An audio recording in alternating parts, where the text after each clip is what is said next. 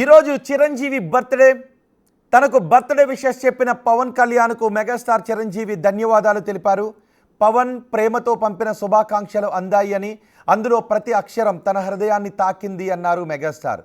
అన్నయ్యగా నన్ను చూసి నువ్వెంత గర్విస్తున్నావో, ఓ తమ్ముడుగా నీ విజయాల్ని, నీ పోరాటాల్ని తాను అంతగా ఆస్వాదిస్తున్నాను అని ట్వీట్ చేశారు చిరంజీవి. నిన్ను నమ్మిన వాళ్ళకు ఏదో చెయ్యాలి అనే తపన నీకు ఎప్పటికప్పుడు కొత్త శక్తిని ఇస్తుంది అన్నారు మెగాస్టార్ చిరంజీవి.